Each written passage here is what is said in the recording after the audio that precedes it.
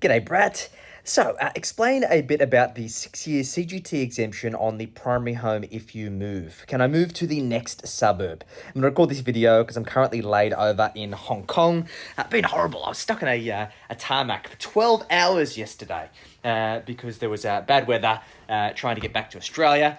And look at this place. It all looks the same. Anyway, don't want to be home. So let's talk about the 6-year CGT exemption. So basically, under the ATO's rules, that you can have a single principal place of residence.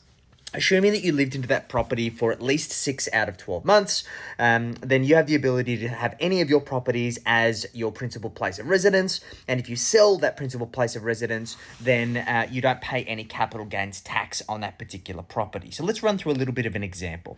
Let's say, for example, that you bought a property and you bought that say 12 months ago, you lived in it for 12 months, and then you decided that you'd outgrown that property and you wanted to go and rent somewhere else.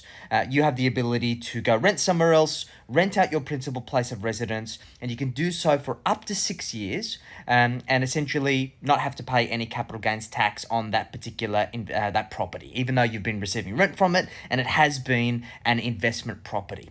Now, the issue is if you go over the 6 years, then it now becomes proportionate. So let's say, for example, that you held it for 10 years.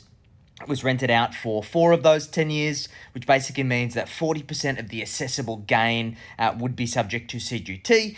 So therefore, you would have a 60% exempt component. So that 6-year rule can be really valuable.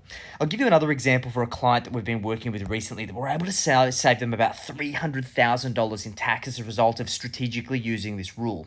So they had a property in Melbourne, an apartment they'd bought that they'd lived in for quite a period of time. They'd outgrown it, had kids, and needed to buy a house in the suburbs, which they subsequently did.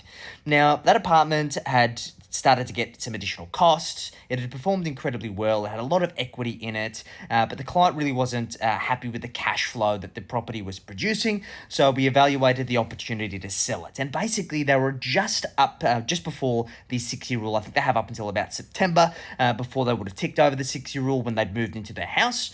And so basically what we did is we just created a logbook, we created a timeline and worked with their accountant to say, okay, well, this was the date that the property was bought. This is when the client moved out. And basically, that's been within 6 years. So we have the ability to say that that property was the principal place of residence for that entire period of time. And therefore, when we sell it, they're not going to pay any capital gains on the sale proceeds. And they're making about $1 million gain. So basically, it would have been about a $300,000 tax bill if they would have sold that property and had sold it as an investment. So the downside to that is that, of course, it means that their property that they've been living in is going to have an assessable component to it because it has been technically an investment because we can only have one principal place of residence, but they have no intention to ever sell that property. It's their forever home. So for that reason, they see it as a relatively low risk. So this is the way that you can use the 6-year CGT exemption strategically. You need to get specific tax and personal advice. So if this is something you're looking to get some help with, feel free to reach out to us. Happy to have a conversation. Details are in my bio. Catch you soon.